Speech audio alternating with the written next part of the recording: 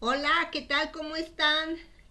Les damos la bienvenida a este podcast. Estoy con Juan Carlos Hola, ¿cómo están? y yo soy Marta. Este es el primer podcast de Puebla Mex. Es un canal en donde vamos a platicar de mucho de México, historia de México, tradiciones, costumbres, las cosas que nos gustan a los mexicanos. Nosotros somos de la ciudad de Puebla, así es que vamos a platicar también mucho de Puebla, ya que es una ciudad que ha tenido muchos acontecimientos muy ligados a la historia de México.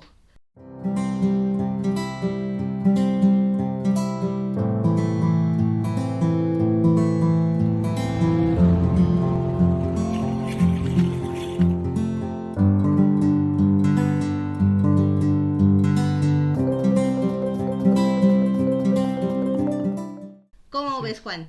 Pues sí, vamos a intentar dar pues datos, historias, cosas interesantes que pues ojalá sea para ustedes sea de interés y sobre todo, más que nada, creo que hacemos el esfuerzo para que ustedes también puedan visitarnos si es que no son de aquí de Puebla y los que son de Puebla para que aprendan un poquito más de esta ciudad y sobre todo que con esto que vamos a tratar de decir en estos podcasts eh, tengan la posibilidad de querer más a la ciudad, de cuidarla, de entender la importancia, sobre todo, yo lo he dicho en muchas conversaciones que he tenido con la gente, que entiendan la importancia que tiene la ciudad, incluso a nivel nacional, porque hay veces que la gente no tiene esa idea.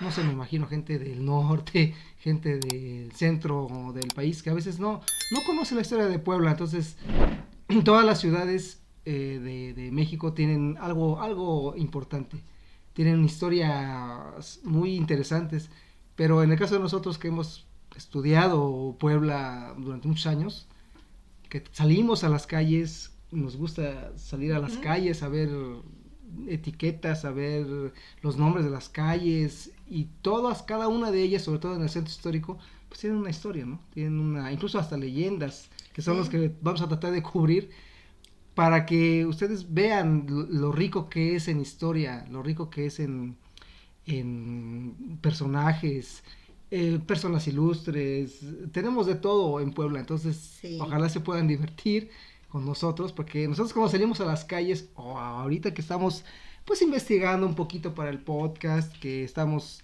viendo algunos libros, como todo ahora pues, hay videos, hay de todo, Uh-huh.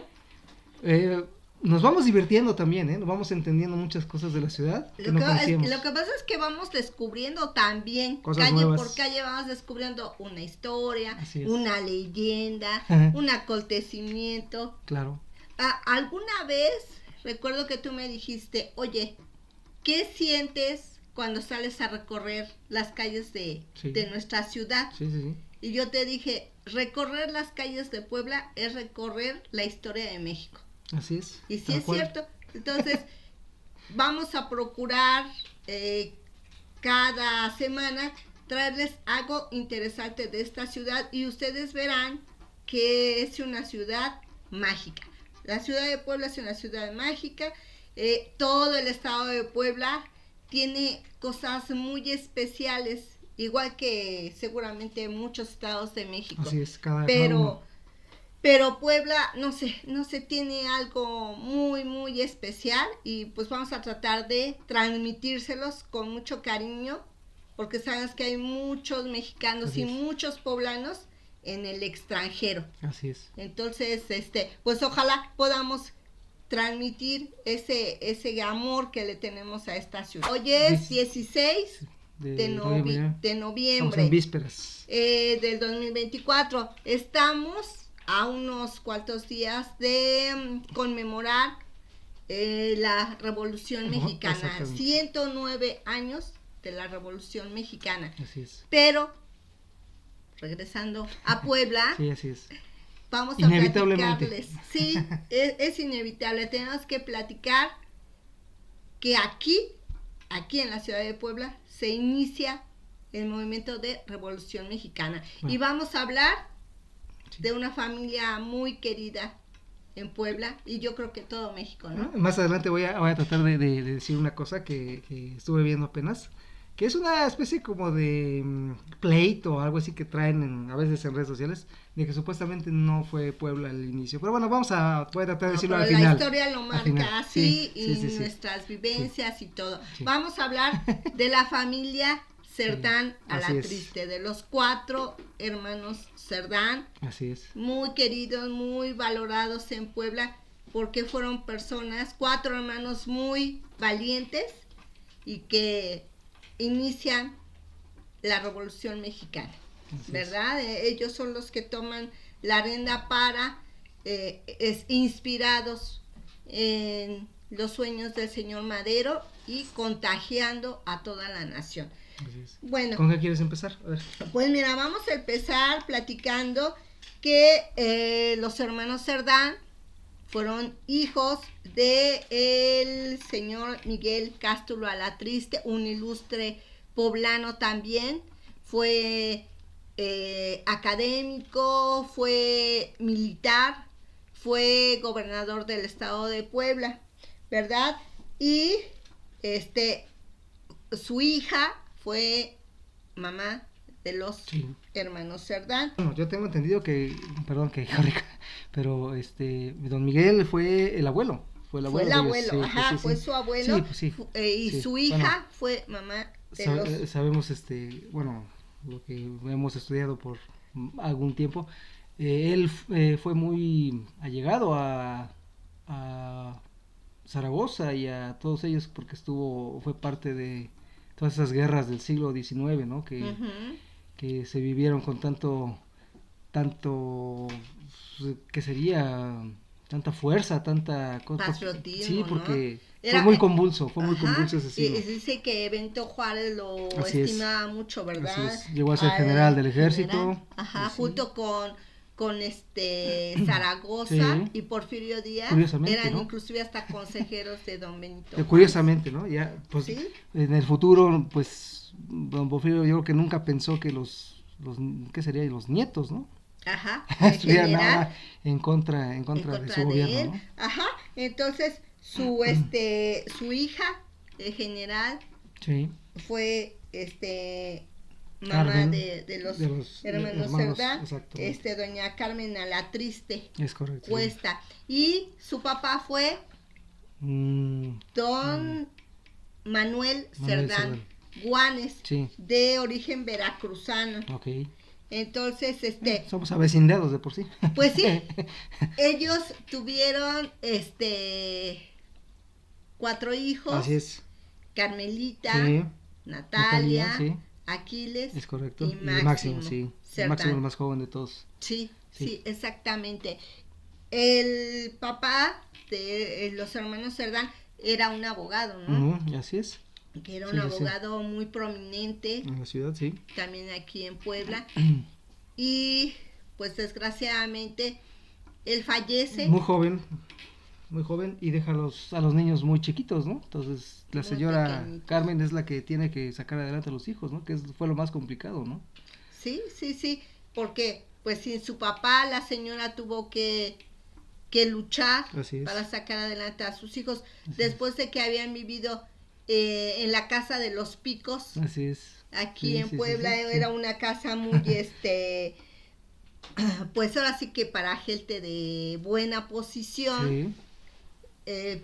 Malos manejos de lo que deja el señor a la señora Carmen y a sus hijos, pues tienen ahora que cambiar de esa casa a un lugar pues mucho más sencillo, más humilde, pues, y vivir con recursos al día, pues sí, ¿verdad? Entonces los muchachos van creciendo, haciéndose de un carácter fuerte. Pero déjame decirte una cosa, esas ideas, o esas formas, esa crianza, digámoslo, viene de la señora Carmen, porque viene al mismo tiempo del general, o sea, que fue hasta gobernador del estado. Sí. Entonces, ellos ya traían estas ideas de cambio, de revolución, de la lucha constante, todo ese tipo de cuestiones. Entonces, ahora sí que la mamá, doña Carmen, se lo da también a sus hijos, conforme van creciendo, ¿no? Y ellos empiezan desde jóvenes empiezan a tener esas ideas de cambio, de la lucha por la libertad, de los derechos de la gente, etcétera, etcétera. Y así es como se van formando hasta que llegan a adultos, ¿no? Sí, bueno, se platica aquí en Puebla que ellos también, como su papá era de Veracruz, que ellos tenían un carácter muy alegre, sí, muy dicharachero, muy como somos los mexicanos, sí, jovial, muy jovial, pero que cuando ellos se ponían a trabajar, porque entraron a hacer comercio y todo eso, eran muy rectos, muy serios con todo lo que ellos hacían. También platica que, por ejemplo, doña Natalia tenía un carácter muy dulce. Su carácter era muy dulce, muy femenino, muy discreto, ¿no? Mientras Carmelita, que era la mayor, tenía un carácter muy fuerte. Yo por lo mismo, ¿no? Muy clásico de las mexicanas, sí, ¿no? Así, carácter fuerte. Y sobre todo de cómo era la mayor, pues era tener que encargarse de los hermanos, ¿no? Al final y de cuentas, ayudar, ¿no? Sí, a su mami. Por otro lado, también platican que Aquiles Cerdán también tenía su carácter, era muy aventurero y le gustaba andar de aquí para allá. Inclusive, platican, ¿no? Que se embarcó en un barco. Fue marinero un tiempo, sí. Un año anduvo siendo marinero y anduvo en muchos lugares, conoció muchos países y todo. Así es. Juntó dinero, cuando regresó a Puebla, inician el negocio de la zapatería, un taller de reparación de zapatos y fabricación, me imagino, también, ¿no? Sí, así es. Inclusive su taller lo tenían en lo que hoy es la calle 5 de Mayo, pero entre la 6 y la 4 poniente, ¿no? Así es. Inclusive, bueno, si tienen la oportunidad de venir a Puebla, hay un balconcito salido en azul. Muy peculiar, por cierto. Muy peculiar, y se comenta que ahí arriba es donde tenían su taller de calzado. Ok, muy bien. Entonces, también platican que como ellos andaban llevando los zapatos que fabricaban a diferentes lugares del estado, ahí ellos observaban cómo estaban las condiciones, las situaciones de la gente, en las que ¿no? vivía la gente, ¿no? Y eso fue lo que motivó de cierta manera pues a tener estas ideas ya de liberarse de todo ese yugo que existía, ¿no? Sí, porque déjenme pues comentar también que en esa época estaba de presidente don Porfirio Díaz, tenía 30 años en el poder, era un dictador, ¿no? Porque pues 30 años en el poder, así es, ya era una persona muy mayor, no sé cuántos años tendría ahí don Porfirio. Para ese año de 1910 más o menos tendría como unos 80 años, más o menos. Sí. Porfirio Díaz, un ya muy grande, gran general, que también su vida y todas sus victorias militares están muy ligadas a Puebla. A Puebla, sí. Pero ya llegará su momento en que Puebla fue una ciudad muy querida para él y él también para la ciudad de Puebla. Pero para eso haremos un programa especial porque es un personaje también muy importante para Puebla. Pero bastante. ¿Verdad? Sí. Entonces, bueno, volviendo a los hermanos Cerdán, ellos se dan cuenta que en las ciudades, como en la ciudad de Puebla, pues se vivía bien, ¿no? En una buena situación, pero en el campo, en los pueblos, en las pequeñas provincias, no solo de Puebla, de todo México, la situación era muy diferente. Bueno, si tomamos en cuenta que en México se dice que el 80% de la gente era analfabeta, pues tenemos una situación no muy agradable. Y entonces sabemos que sin educación pues es muy complicado para los países desarrollarse, ¿no? Aquí en realidad, en la época del porfiriato, pues era muy poca la gente que estaba estudiada o tenía una profesión inclusive, ¿no? La mayoría eran empleados digamos, de bajos salarios, ¿no?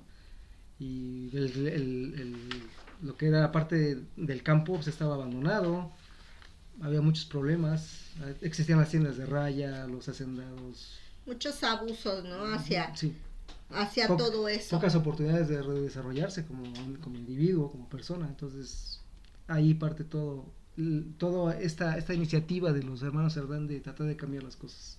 Y así lo dejaron ver incluso Aquiles Cerdán en sus escritos, y Carmen, cuando ya lo vas a mencionar, cuando en un periódico que tenían ellos, ella escribía con un seudónimo y todo el tema, ¿no? Sí, Entonces, sí, es una familia totalmente, no sé, muy especial, muy unida, ¿verdad? También, o sea, muchísimas cosas claro, tan interesantes de esta sí. familia. Déjenme comentarles también que en 1897 el licenciado Manuel Sevilla era un abogado muy, muy importante en Puebla. Se casa con Natalia Cerdán. Sí. Se casan, y él es el dueño de una casa. De la casa, ¿verdad? La casa que posteriormente va a ser tan importante. Entonces él le regala a su esposa Natalia una casa ubicada en la calle de Santa Clara. Sí, actualmente es 6 Oriente, ¿no? Ajá. 6 Oriente y ¿qué sería? La 2 Entre Norte. la 2 y 4 Norte. Para ahí, que ustedes la ahí se ubica aquí en la ciudad de Puebla, exactamente. Exactamente. Ahora es museo, obviamente, ¿no? Ajá. Bueno, eso lo vamos a mencionar un poquito más adelantito, porque ya estoy adelantando demasiado. Esta casa se la regala a Natalia en 1901. Pero aquí viene lo importante. En 1908, Porfirio Díaz da una declaración. Es correcto, sí.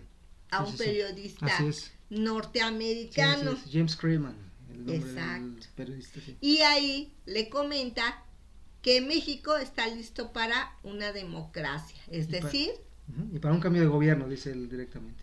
Exactamente, para que ya, dando a entender que pues él ya se va a retirar, que ya va a haber votaciones para elegir a un nuevo presidente, y esto entusiasma allá en el norte. Y deja en claro en la entrevista, y dice, yo ya no me volveré a reelegir, este será mi último periodo presidencial. Sabemos que al final de cuentas sí lo hace y bueno, rompe su propia palabra. Y ya ahí, como siempre, rompen sus promesas. Exactamente. Y se vuelve a postular pues como candidato cuando se supone que él había dicho que ya no quería seguir. Que ya no, pero allá en el norte, don Francisco I. Madero, un personaje pues clave, importantísimo, ¿no? clave para México, en esta escucha, o más bien lee esta declaración y se entusiasma, ¿verdad? Con un cambio para México.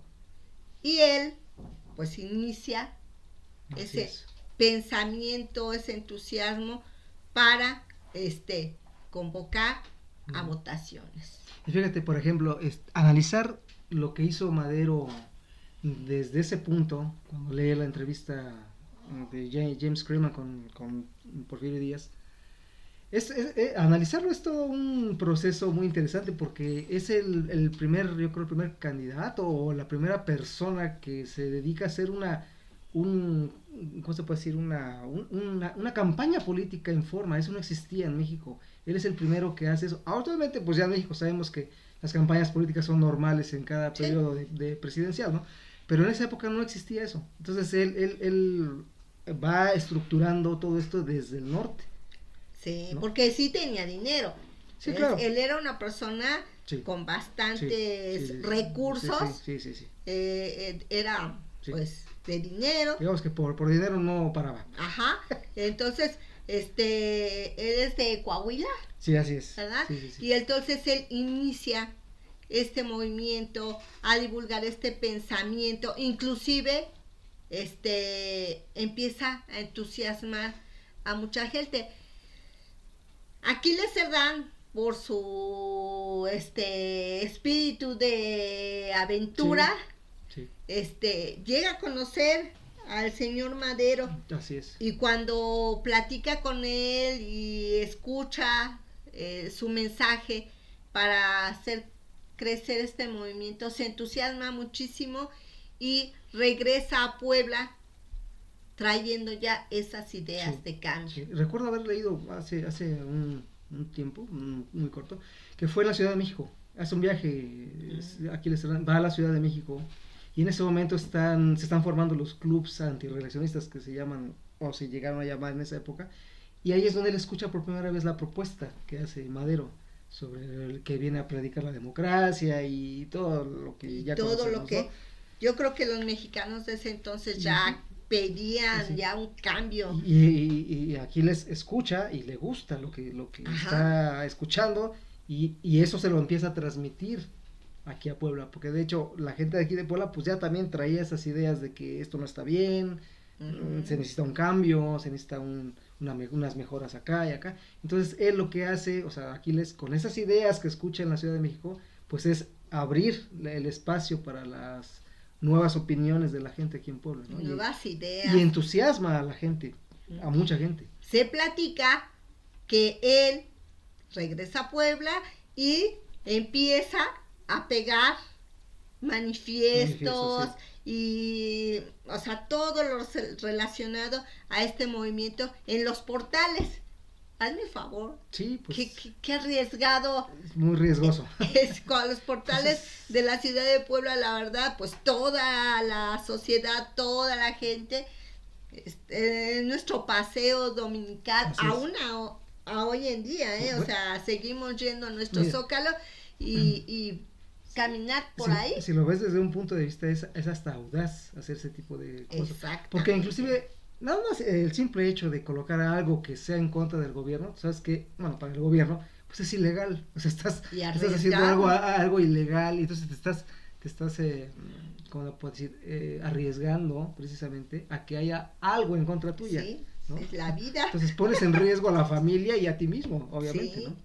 En ese entonces le llega a Aquiles Cerdán el libro que escribe Francisco y Madero. Sí, ¿no? Que aquí lo tienes. Sí, él lo escribe más o menos como por el 1907, 1908.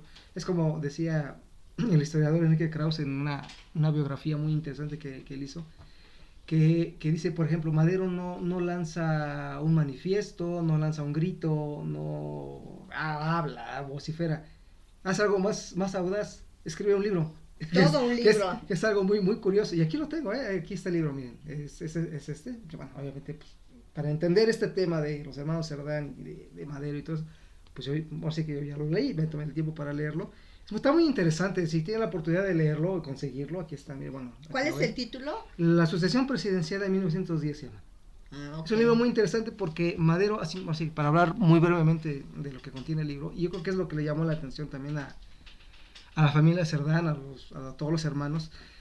Simple y sencillamente Madero hace una especie como de análisis sobre cómo se generan las dictaduras, lo que habíamos hablado, ¿no? Entonces él básicamente hace una radiografía de varios dictadores, o sea, habla por ejemplo de Julio César, de personajes de la historia que tardaron mucho tiempo gobernando y que al final de cuentas llegaron a destruir a sus propias naciones. Y lo curioso es que el análisis más directo que él hace, y por lo cual fundamenta el libro, es precisamente Porfirio Díaz. O sea, él hace un análisis de ese dictador que está dañando a México. Y entonces, a partir de ahí, él hace una propuesta de cambio. O sea, ¿qué es lo que deberíamos de hacer para cambiar este tipo de régimen? Ese es el contenido del libro. Es muy breve, ¿no? Obviamente, pues está lleno de muchos detalles, muchos ejemplos, muchas cosas. Entonces, si tienen la posibilidad de leerlo, acá está. O sea, para que si tienen la oportunidad de leerlo, de conseguirlo, sería una buena lectura para entender esto. Porfirio Díaz fue dictador, pero que trajo muchas cosas importantes a México. También el problema fue haberse quedado tanto tiempo y no sé, que hubo riqueza para unos pocos. Vaya, inmensa mayoría. Lo que la mayoría de la gente reclamaba ya a estas alturas, digamos, del partido o del gobierno de Porfirio Díaz, es que no había oportunidades de desarrollo para la gente. O sea, la parte social, esa sí estuvo totalmente abusos. Estuvo totalmente lejana al presidente. verdad. Él se metió mucho a la parte de infraestructura, a la parte de económica, a la parte de inversión extranjera, etcétera, etcétera. Pero la parte social, que ya sabemos todos, pues es lo básico, ¿no? Derechos humanos, libertades, educación, que es importantísimo. Eso sí, no, ahí no estuvo fino, digámoslo, no puso atención en eso. Y obviamente, pues, como todas las naciones que necesitan desarrollo, pues sabes que hay un hartazgo. Llega un momento en que ya no puedes soportar. Llegó al límite la sociedad en ese entonces. Entonces, algo tiene que reventarse. Siempre. Oye, entonces ahí cuando va Aquiles Cerdán a la Ciudad de México, y como nos comentas que estaban ya creándose los clubes antireeleccionistas, él comulga ya con estas ideas, viene a Puebla también y toma la idea precisamente de crear un partido, efectivamente. Bueno, el primer club antireeleccionista aquí en Puebla. Se llamó Luz y Progreso, y estaba ubicado en la calle 10 Poniente. Lo que era entonces, antes la calle de Gavito, ahora es 10 Poniente, sobre la 10 Poniente, entre 5 de Mayo y 3 Norte. Y ahí es, bueno, en nuestra ciudad, por la misma situación de tanta historia que ha habido aquí, hay una placa donde está señalado que ahí estaba el club antireeleccionista que fundó el señor Aquiles Cerdán. ¿Quiénes eran las personas que integraban ese club antireeleccionista? Fíjate qué interesante. Eran personas, artesanos, zapateros, comerciantes, o sea, era gente del pueblo. Se puede decir que clase media para abajo, clase media para abajo, que querían ese cambio, que comulgaban con las ideas de cambio de Madero y de Aquiles Cerdán, o sea... porque la situación era muy difícil, ¿no? Entonces, si no te dan oportunidades de avanzar, como todo en la vida, pues... Fue el primer club. No puede ser. Que se formó acá en Puebla, pero después se formaron otros más. Así es. Pero bueno, el entusiasta de crear esto fue el señor Aquiles Cerdán. Así es. Y fíjate, tanto era su entusiasmo que entusiasmó a Carmelita Cerdán, a Natalia y a su hermano Máximo, así o sea, es. a su mamá. A toda la familia completa. Y su mamá, porque su mamá estaba pues muy unida a sus hijos por todo lo que había pasado. Pero lo que te había dicho, o sea, ella también traía ya esas ideas. Por su papi. Por el general Castro la Triste, efectivamente. Sí, y fíjate, aquí algo bien interesante, como mujer, ¿no?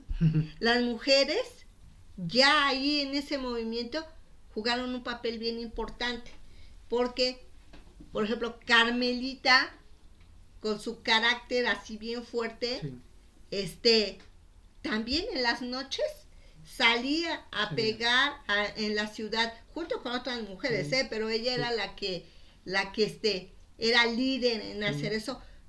Llevabas los manifiestos y la propaganda. Las proclamas, todo lo que se hacía en el club, en el mismo club. Ajá, y salían en las noches a pegar en la ciudad. Paredes de las casas. Todo eso. Así es. Y además, bueno, nos dicen ella y muchas mujeres poblanas, abajo de las enaguas, transportaban armas, ese sí transportaban propaganda. Sí. Y eso ha sido desde porque mucho decían tiempo. Que las mujeres pasaban desapercibidas y no, ni por aquí se les ocurría registrarlas o que fuera sospechoso, ¿no? Sí. También me has platicado o hemos platicado que Carmelita Cerdán tenía un seudónimo. La historia, que se dice o se comenta, es que por lo mismo de esta ebullición política que existía allá en la ciudad, Aquiles Cerdán tiene la posibilidad de fundar o de editar un periódico. Es un periódico pequeño, pues, de tiraje corto. Y obviamente pues ahí se empiezan a gestar ideas. Él escribía, otras personas del mismo club escribían. Pero lo curioso es que ella también decide poner sus ideas sobre este tema, pero como es mujer, se supone que iban a ver mal, etcétera, etcétera, Ajá. y entonces decide, a través de un seudónimo, poner sus artículos, Mm. sus, ¿Y cuál sus era su ideas. seudónimo? Ay, no recuerdo, era ¿Qué? Marcos Serrato. Marcos Serrato, Aquí efectivamente. anoté algo Marcos que me Serrato, sí. platicaste. Sí, era común que las mujeres se expresaran, pues. Entonces Ajá. ella decide hacerlo, pero a través de un nombre de hombre, pues. Sí, pero a eso iba también. Y doña Filomena, la esposa de Clesia, las cuatro, Sí. o sea, eran unas mujeres avanzadas a su época. Traían ideas progresistas, se llama. O sea, ideas Exacto. del progreso. Y aquí, bueno, se manifiesta algo que tenemos todas las familias mexicanas, yo creo que todas las familias latinas, ¿no? La unión de la familia.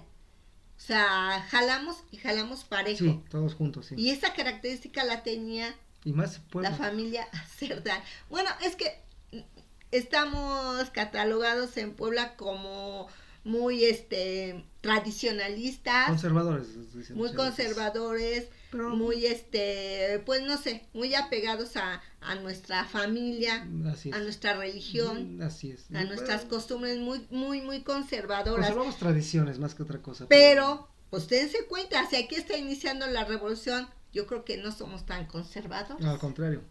No, somos así como que de carácter muy fuerte, muy aguerrido, muy... Vaya, cuando hay algo que amerita sacar carácter. Exactamente.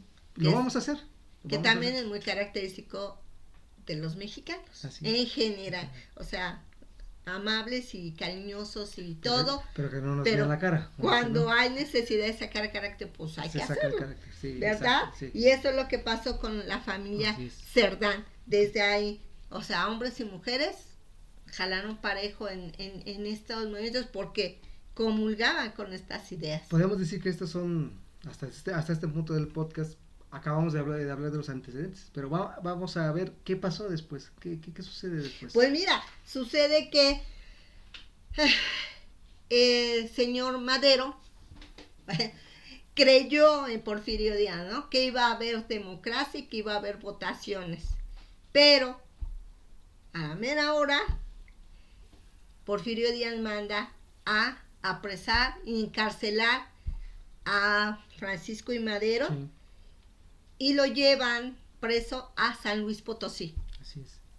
Se convoca elecciones y fraudulentamente vuelve a ganar don Porfirio Díaz. Ay, qué raro, ¿verdad? Con el 95%. Es que es lógico, si al candidato opositor lo tienes en la cárcel, pues... Exacto. Entonces Madero no puede participar. Pues no.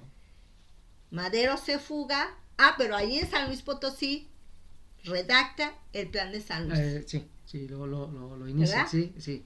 ¿Qué contenía? Lo termina de hacer en su exilio en Texas y luego en San Antonio. En San Antonio, perdón. Y pero propiamente las ideas más fuertes están ahí en la cárcel de San Luis Potosí. Por eso así lo titula Plan de San Luis. ¿Qué contenía Plan de San Luis?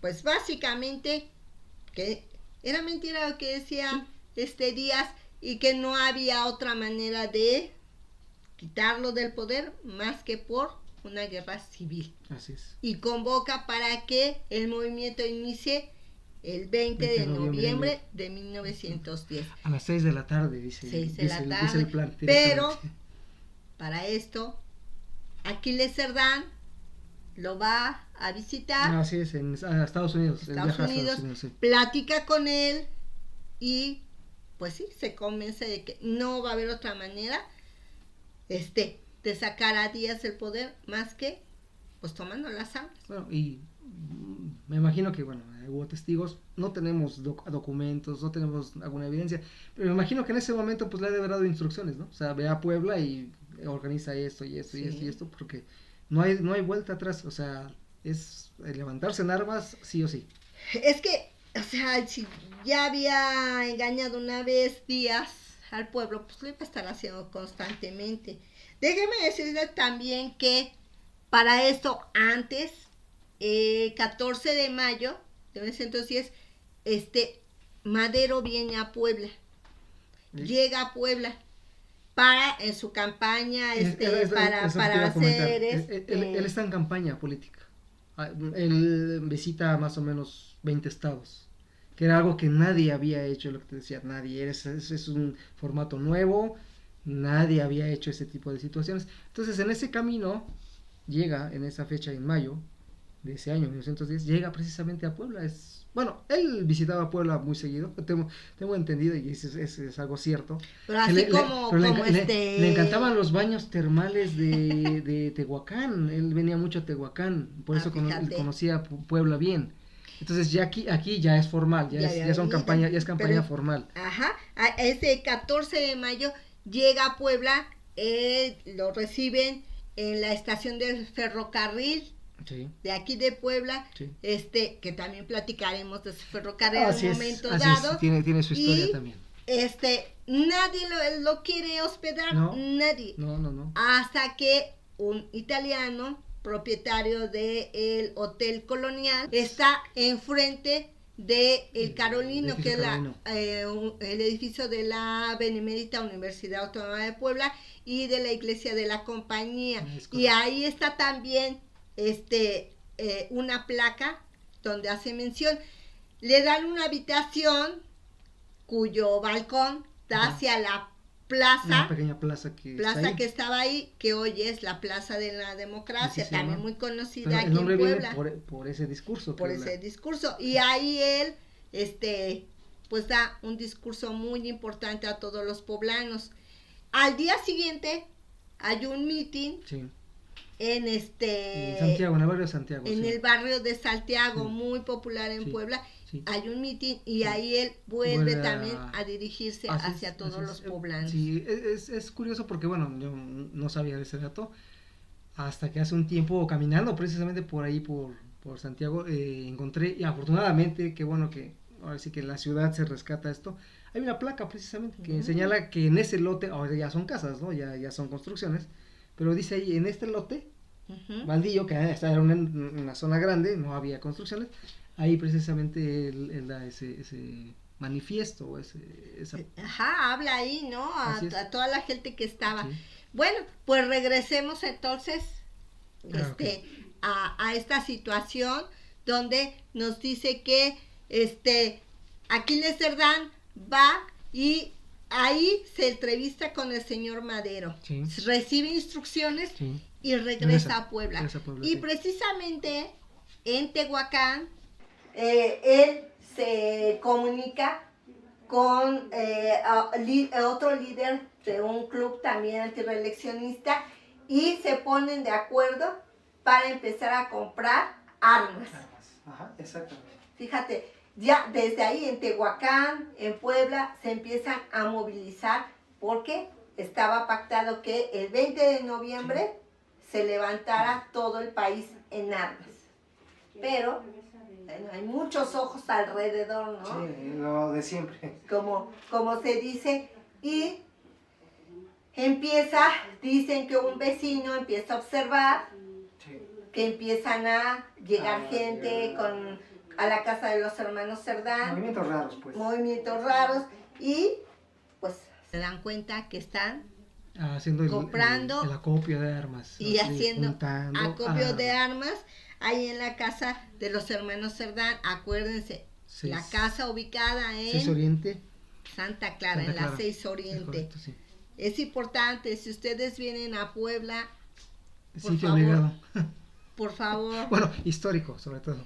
Visiten la casa de los hermanos Cerdán. Ya les platicaremos cómo la van a ubicar. Sí, porque es una casa muy, muy, muy especial. Sí, muy característica. Bueno, pues entonces resulta que descubren el acopio de armas ahí en la casa de los hermanos Cerdán. Sí. Pero fíjense, en el mismo gobierno había una persona que estaba muy de acuerdo con todos los pensamientos del señor Madero y de Aquiles Cerdán. Y esta persona le avisa a Aquiles Cerdán y a los hermanos Cerdán que pues ya fueron descubiertos, ¿verdad? Que se preparen porque puede llegar en cualquier momento un cateo, una visita del gobierno. Sí. estaba yo también, bueno, leyendo respecto a esa situación y comentan que le llegó a Aquiles Cerdán una carta muy extensa pero anónima, en donde le platica que hay alguien de su confianza que estuvo observando todos sus movimientos y que fue el traidor. Nunca se sabe quién escribió la carta ni quién fue esa persona, ¿no? Ese informante. Pero resulta que pues le informa va pasándole el informe al gobierno. Y resulta, fíjate, aquí que le avisan al gobernador Sí. Mucio Mucio Martínez, sí. el 17 de noviembre lo reciben, lo reciben en el ferrocarril y le avisan que ya están seguros ahora sí que Aquiles Cerdán tiene armas en su casa. Sí.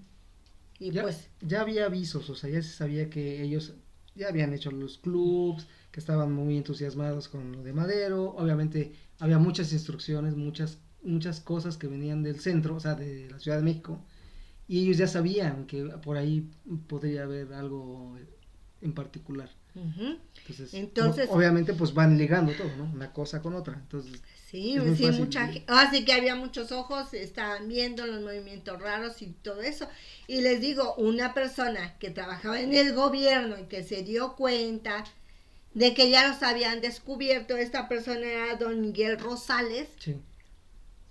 Avisa, o sea, prepárense porque pues ya los descubrieron. De hecho va a la casa, ¿no? En cualquier momento va a haber un cateo.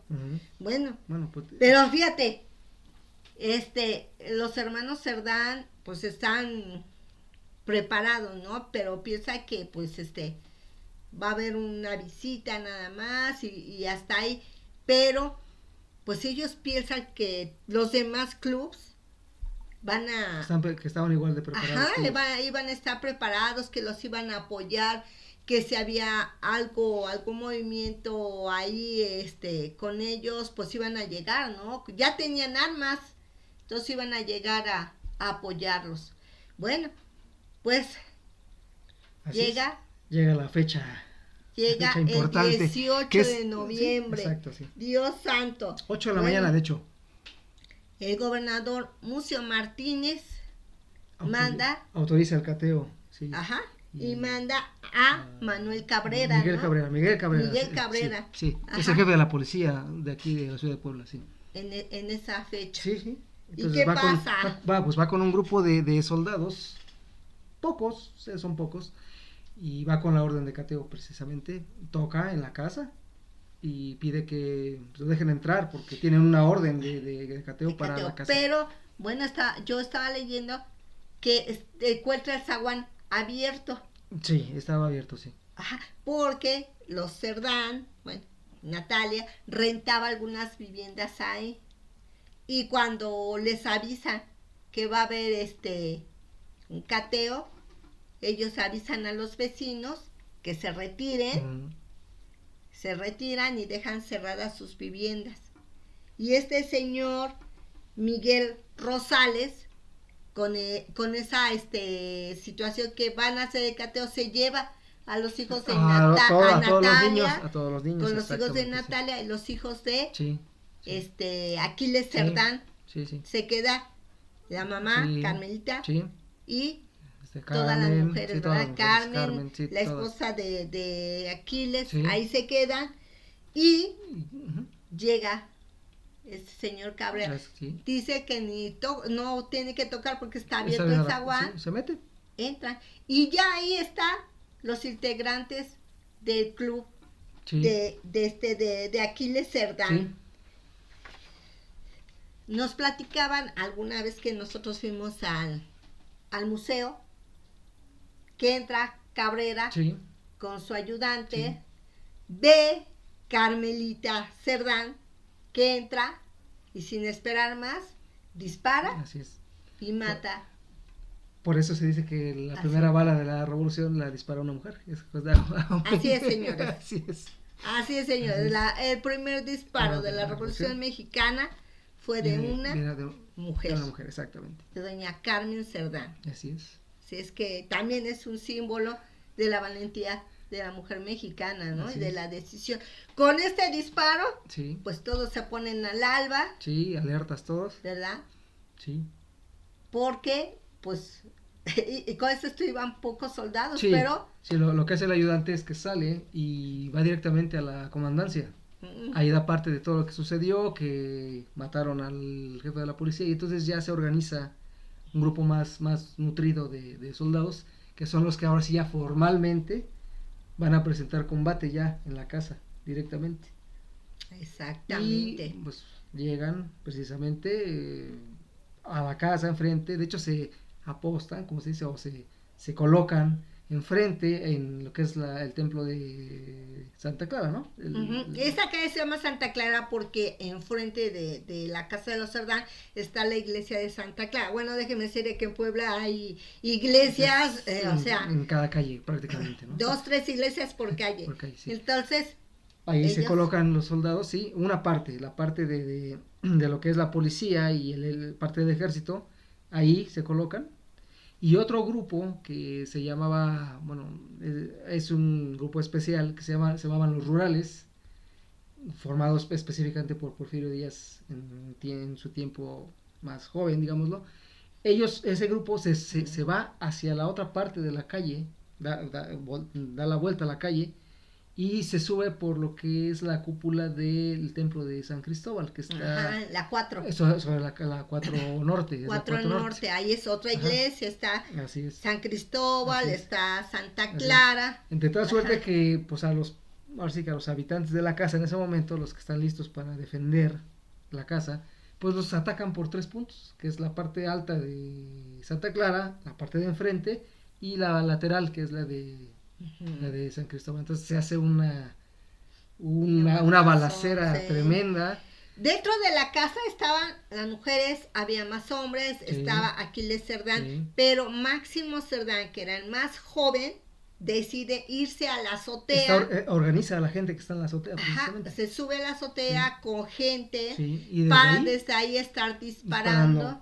Y bueno, pues son los primeros mártires de la Revolución Mexicana, porque déjeme decirle que Carmelita Cerdán desde la casa subía por las escaleras de la casa, son unas escaleras muy pequeñitas, subía para estarles llevando parque. Así es. Hasta que encuentra a su hermano y a muchos de sus combatientes ya muertos, muy jóvenes todos. Sí, todos muy jóvenes, sí. Y baja. Y pues viendo todo eso, ella me dicen que platica que en uno de esos momentos en que empieza toda esta batalla, abre el balcón y arenga a la gente, pensando que en cuanto escucharan los disparos, la gente se iba a salir de sus casas y los iba a apoyar, y ella arenga desde ahí, grita, ¿no? Desde el balcón, sí. Ajá, llamando a la gente. Llamando a la gente, no permanezcáis más de rodillas. Vengan, ayúdenos, aquí hay armas. Pero la calle estaba sola. Sí, la última frase que dice es muy importante, porque dice: la libertad es más importante que la vida. Dice, es lo que grita ella al final.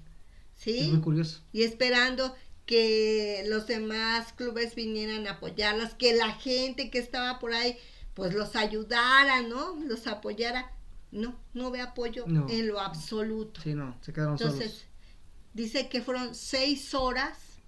Sí, unos dicen que 6 horas, otros dicen que 4 horas. Ajá. Lo que sí es que... De lucha, de pelea, la casa, toda la casa, la fachada, toda llena de balazos, la sala, tenía un espejo grandísimo, ahí todo lo deshacen. Sí. Y Carmelita, viendo esta situación, ya tenían en la casa de Aquiles Cerdán un sótano, un pequeño sótano, y le dice a Aquiles que él se esconda para que él se salve y siga la lucha, ¿no? Incluso en contra de sus deseos de Aquiles. Él quería morir igual que Máximo, porque era parte de todo esto, ¿no? Él Él quería también ser mártir, morir por sus ideales, etcétera. Pero comprendiendo también junto con Carmen que él como líder del movimiento necesita salvarse para poder seguir la resistencia, pues decide meterse a ese sótano. Y está un tiempo, bastantes 14 horas está ahí encerrado. Muchos historiadores y que la gente pues que ha estudiado este tema platica que unos dicen que fue porque tosió y finalmente lo descubren, otros que se estaba asfixiando y sale de ahí y lo descubren los mismos policías que estaban ya tomando posesión de la casa. Porque no lo encontraron. O sea, sí, se quedan vigilando. De hecho, hacen presas a todas las mujeres. Sí, cuando Aquiles ya se esconde, cuando ya no pueden seguir con la lucha. Forma, ya no hay manera. Exacto, dan por perdida la batalla, entra la policía y pues ¿a quién encuentran?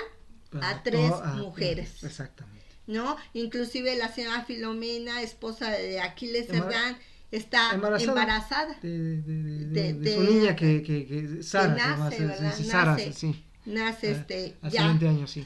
Ya cuando pues no está su papá. Sí. Bueno, el caso es que Aquiles Cerdán, después de esas 14 horas ahí encerrado, tiene que salir a las 2 de la mañana exactamente del 19 de noviembre, sí. Ajá, sale porque pues ya no puede seguir ahí, sale y pues ve que está ahí uno de los militares, de los guardias y les dice: soy Aquiles Cerdán, no dispares, no seas ruin. Sí.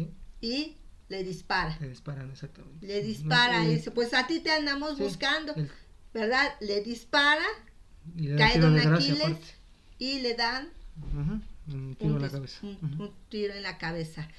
Y pues a las mujeres se las llevan presas, ¿verdad? Dice que la penitenciaría y después las trasladan al hospital de San Pedro. Aquiles Cerdán, bueno, a todos los que estuvieron ahí en el patio de la penitenciaria los tenían, pero Aquiles Cerdán, o sea, cruelmente lo tienen tendido ahí en el patio. Así, expuesto en la calle. Expuesto, ajá, y dicen ladrillo, que ¿no? dicen que fue por para que los demás en toda la república se dieran cuenta que eso es lo que les podía suceder si se levantaban en armas, ¿no? Entonces es como un escarmiento. E incluso en los periódicos de la época aparece no como ahora lo tenemos, que son héroes nacionales, sino al revés. ¿Sí? Decían simple y sencillamente que eran unos revoltosos, que unos levantiscos y no sé qué tanta cosa. Ajá. Porque pues no le convenía al gobierno hablar de lo que realmente estaba sucediendo, ¿no? Ajá. Bueno, y este es el inicio del movimiento revolucionario. Porque llega oídos de señor Madero y de mucha gente. Así que mi tesis, o mi teoría, mi hipótesis de por qué sí es el inicio, aunque, bueno, como te decía yo al inicio del podcast, se manejaba que en Chihuahua hay un lugar que se llama Cuchillo Parado, ahí hubo una batalla un mes, días antes, incluso creo un mes antes, algo así.